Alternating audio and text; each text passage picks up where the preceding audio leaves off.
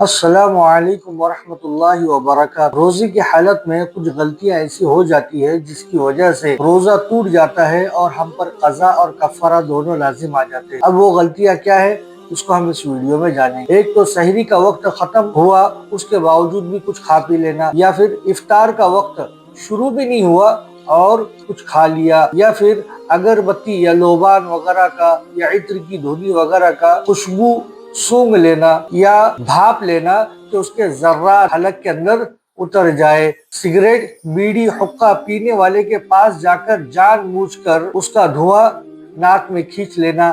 آٹا چھانتے وقت اس کا گرد و غبار اپنے حلق کے اندر داخل کر لینا۔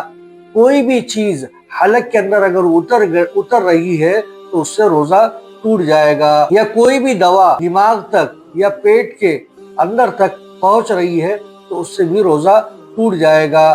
پھل کا بیج اگر کھا لیا تو اس سے بھی روزہ ٹوٹ جائے گا۔ ایسے اور مزید مسائل معلوم کرنے کے لیے علماء اکرام سے رابطہ کریں کہ کن چیزوں سے ہمارا روزہ نہیں ٹوٹتا ہے۔